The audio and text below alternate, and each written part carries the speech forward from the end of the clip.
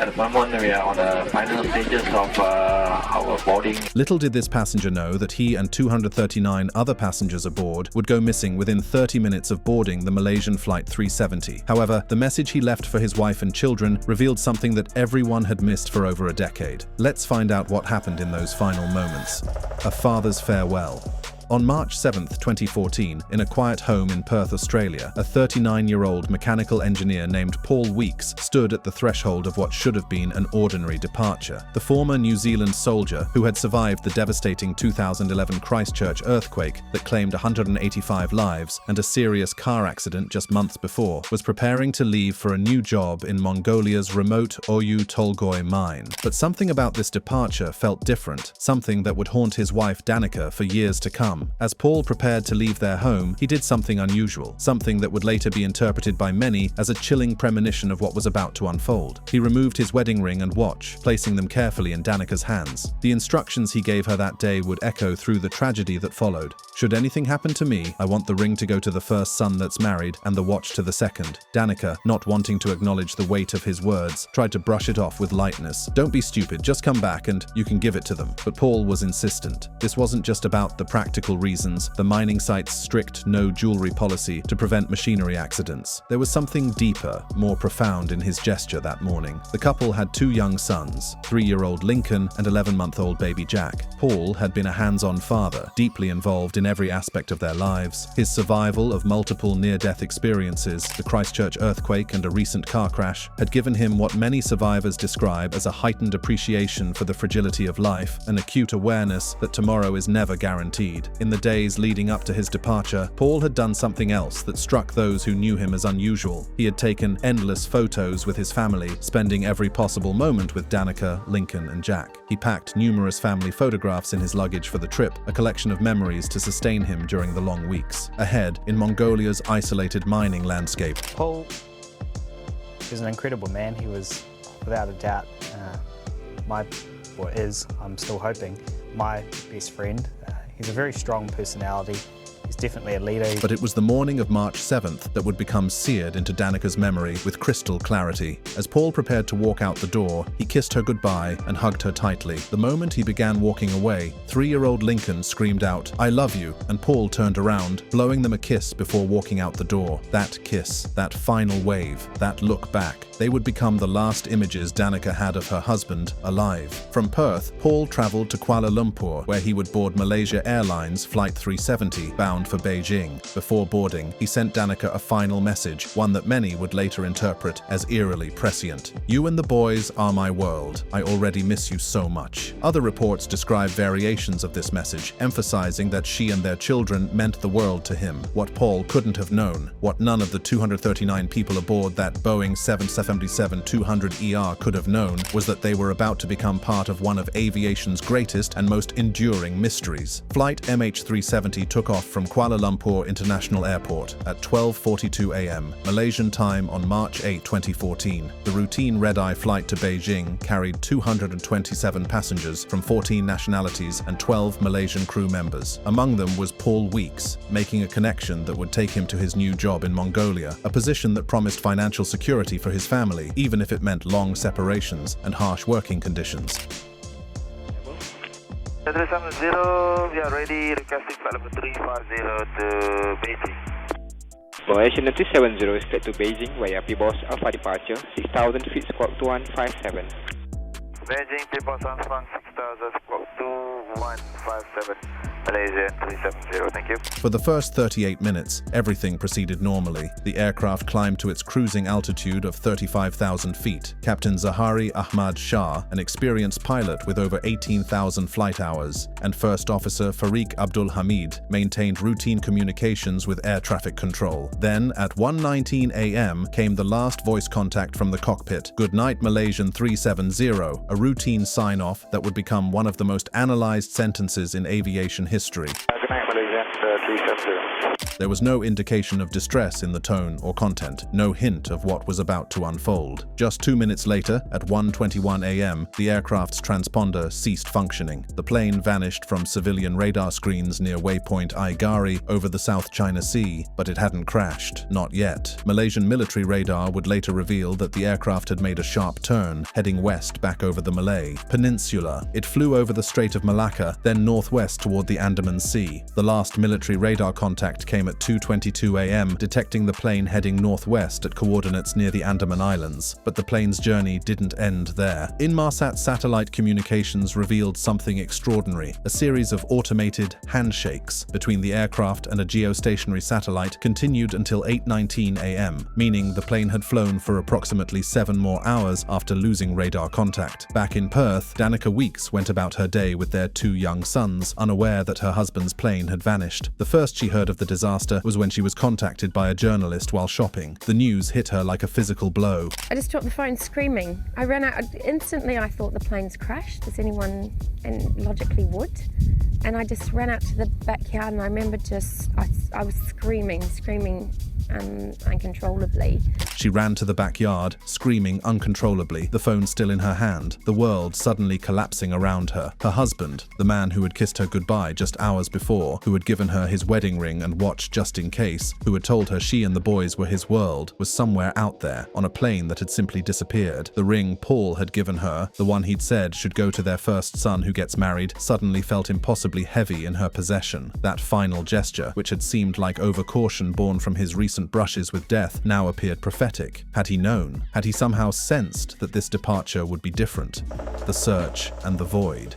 As the world watched in disbelief, what began as a routine search in the South China Sea quickly transformed into something unprecedented in aviation history. The initial assumption that the plane had crashed where it vanished from civilian radar proved catastrophically wrong. On March 15, 2014, analysis of automated satellite handshakes from Inmarsat dramatically shifted the search focus. These periodic signals, exchanged between the aircraft's satellite communication system and a geostationary satellite, revealed something shocking. The plane had continued flying for up to 7 hours after losing radar contact, potentially along either northern or southern flight corridors. By March 24, 2014, Malaysian Prime Minister Najib Razak made a devastating announcement. Based on refined analysis of the Inmarsat data, the flight had ended in the remote southern Indian Ocean, far from any possible landing sites. The implication was clear and heartbreaking. There could be no survivors. For Danica Weeks and the other families, this announcement came not through a compassionate phone call or personal meeting, but in the worst possible way. Malaysia Airlines sent text messages to the families declaring no survivors, a decision that Danica would describe as sickening and deeply insensitive for delivering such devastating news about loved ones. You text me.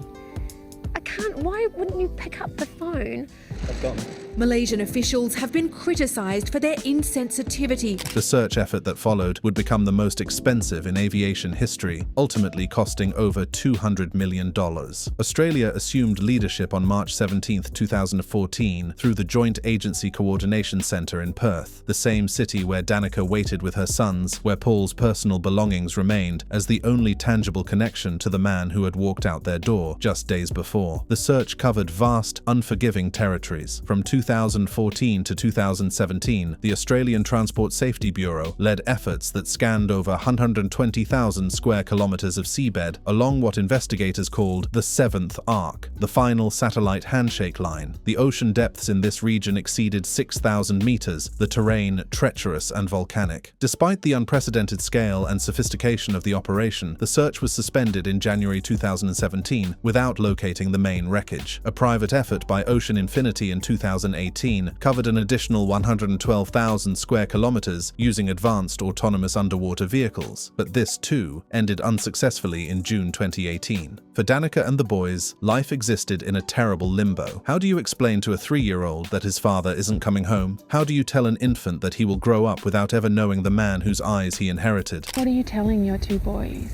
Jack's too young. He's 11 months, so he doesn't understand, but Lincoln, Lincoln understands, and I've explained that Dad's gone and we go out every night. We pick out the brightest star and he says, "Good night, Daddy." Every night, Danica would take Lincoln outside to pick out the brightest star, telling him it was Daddy watching over them. But even as she tried to provide some framework for her son's grief, her own anguish was profound. I don't want Dad up there forever, bring it back down here. I don't want him up there forever. The ring Paul had left behind became something Danica wore constantly, often on a chain around her neck. She described it as the only piece of him that I have, a tangible connection to a man who had vanished as completely as if he'd been erased from existence. But the search did yield some findings. On July 29, 2015, a right-wing flaperon washed ashore on Réunion Island in the Indian Ocean. French authorities confirmed on September 3, 2015, using Boeing serial numbers, that this debris was definitively from MH370. It was the first tangible proof of the aircraft's fate. Over the following years, more than 30 pieces of debris would be discovered along the coasts of Africa and various Indian Ocean islands: Mozambique, Tanzania, Madagascar, South Africa, Mauritius. At least 18 of these pieces were confirmed as being from MH370 through part numbers, paint analysis, and manufacturer stamps. The debris patterns and analysis of marine growth like gooseneck barnacles helped scientists refine their understanding of potential crash locations.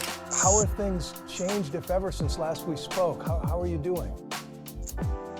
Look, things have gotten worse. It's gotten harder as time has gone on.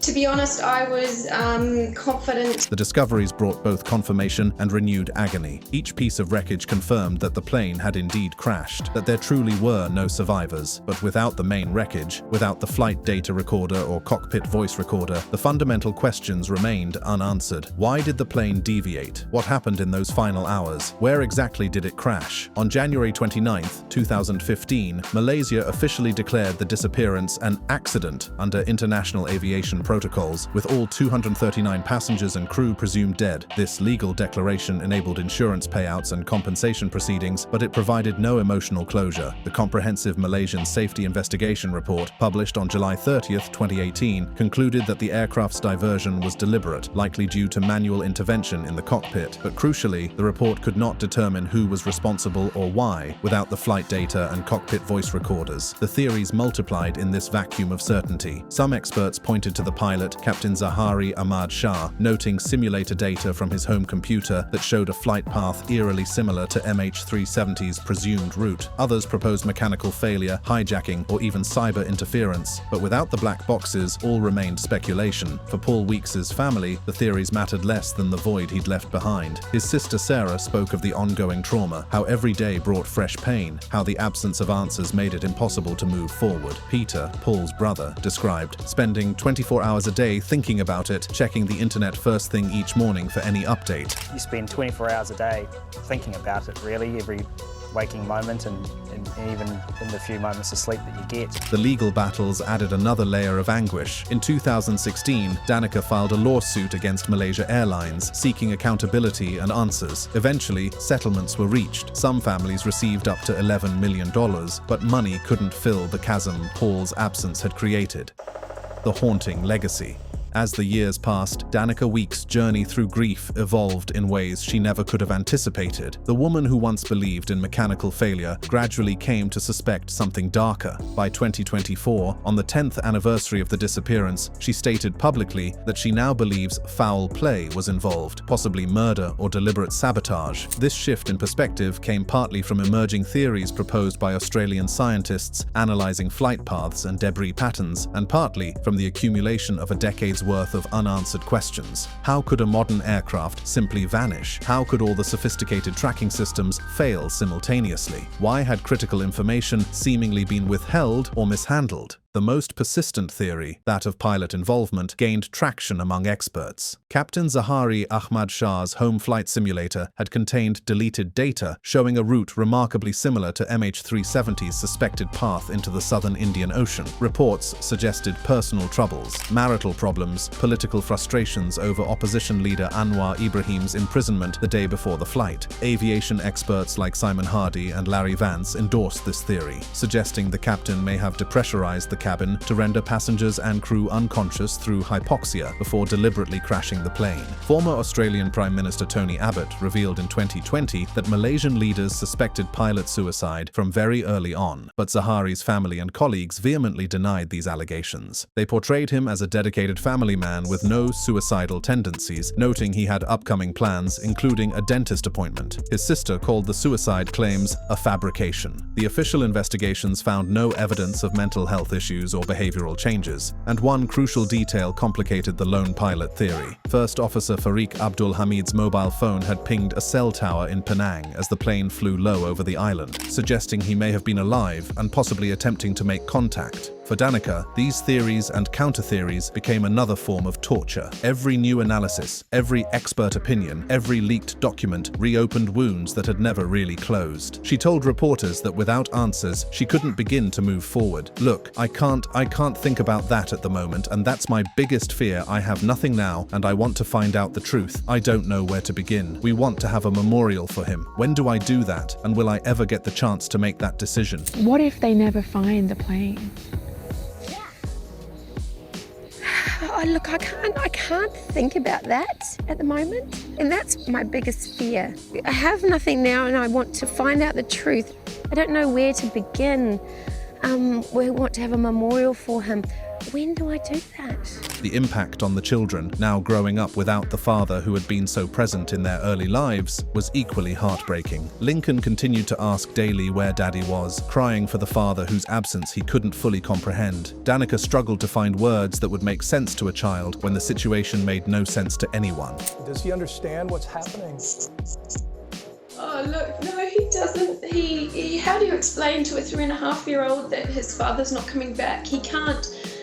That's the hardest part. He cries every day for him. Then, in December 2024, hope flickered anew when Malaysia approved a new search. Ocean Infinity, operating under a no-find, no-fee contract potentially worth $70 million, proposed scanning 15,000 square kilometers of previously unsearched ocean floor. The search began on February 25, 2025, using advanced autonomous underwater vehicles capable of 100-hour dives at depths up to 6,000 meters. New technologies, including AI-driven drift modeling and analysis of amateur radio signals called WSPR, Weak Signal Propagation Reporter, helped refine potential crash zones. But in April 2025, the search was suspended due to harsh weather conditions, with waves up to 10 meters high, making operations impossible. Plans to resume in November 2025 offered cautious optimism, but also reminded everyone of how many times hope had been kindled only to be extinguished. For Danica, the renewed search represented the possibility of finally being able to say goodbye.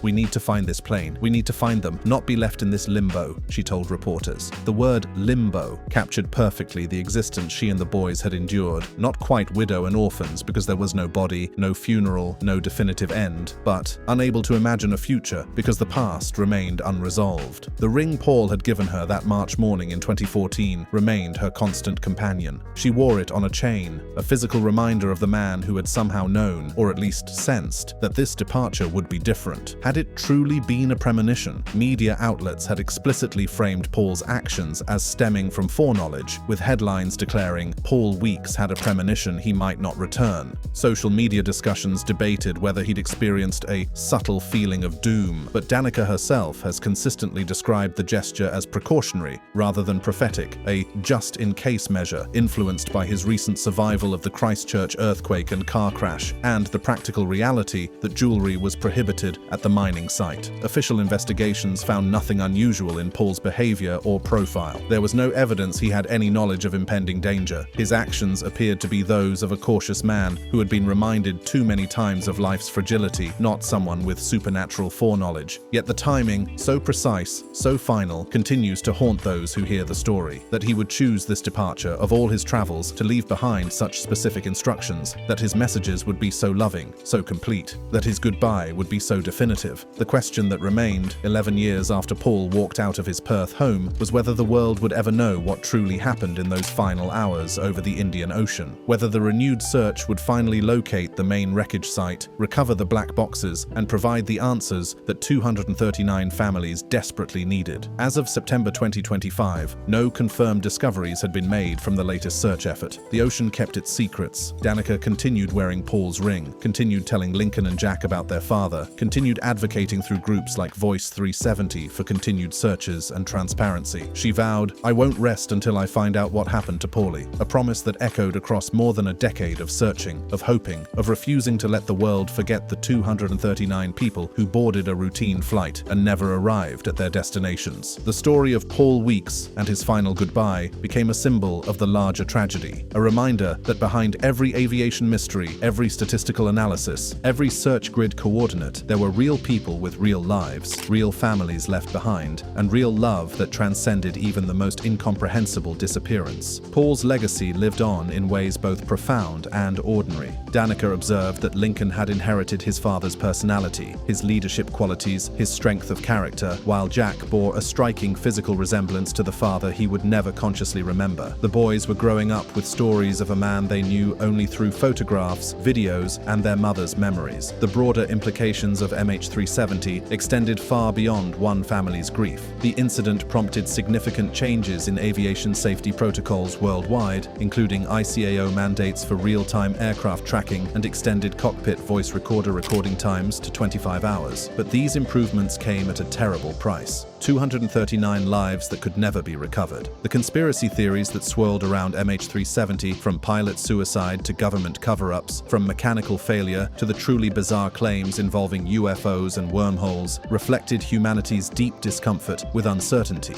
In an age where we can track packages in real time and locate smartphones anywhere on Earth, the idea that a massive aircraft could simply vanish seemed impossible. Yet vanish it did, leaving behind only fragments, pieces of metal washed up on distant shores, satellite data requiring expert interpretation, and an ocean of grief that no amount of searching could fully fathom. For Danica, the years had brought a strange duality. She had to function as both mother and father to two growing boys, managing the practical demands of daily life while carrying the weight of unresolved loss. She spoke of being unable to perform even the smallest of things, relying on her mother's support to navigate basic tasks. The anniversary dates became particularly brutal. Each March 8th brought renewed media attention, fresh questions, and the reopening of wounds that never fully healed. The 5th anniversary, the 10th, the 11th, time marching forward while she remained frozen in that moment when the journalist's call shattered her world. Yet there was also resilience, a determination not just to survive, but to keep Paul's memory alive and to fight for answers that might prevent another family from enduring this particular form of torment. Through advocacy groups like Voice 370, families united in their demand for continued searches, for transparency from governments and airlines, for acknowledgement that 239 people deserved better than to be consigned to eternal mystery. The technical mysteries remained as profound as the human ones. How could all communication systems fail simultaneously? Why would the plane make such precise, deliberate turns if experiencing catastrophic failure? What explained the 7-hour flight continuation after the initial deviation? Scientists and researchers continued proposing new methodologies, from analyzing barnacle growth patterns on debris to using WSPR radio signal disruptions to map the plane's final path. Each new approach offered hope, but also highlighted how unprecedented this disappearance truly was. The emotional toll extended beyond immediate families. First responders who participated in the searches, air traffic controllers who were on duty that night, investigators who spent years pursuing leads, all carried pieces of this tragedy. The collective trauma rippled outward in ways both visible and hidden. And always there was Paul's ring, that simple band of metal that had become laden with such profound significance. When Danica wore it around her neck, she wasn't just carrying a piece of jewelry, she was carrying the weight of a promise made on a March morning, carrying the just in case that had become the defining reality of her life, carrying the physical embodiment of a love that death, or disappearance, couldn't extinguish. The story refuses to end because the mystery remains unsolved. As of September 30th, 2025, MH370's main wreckage site has never been located. The November 2025 resumption of Ocean Infinity's search offers a another chance, another possibility that the ocean might finally yield its secrets. But even if the wreckage is found, even if the black boxes are recovered, even if every technical question is answered, Paul Weeks won't walk back through that door in Perth. Lincoln and Jack will still have grown up without their father. Danica will still have spent years in a limbo that no closure can fully resolve. What remains is the haunting power of that final goodbye,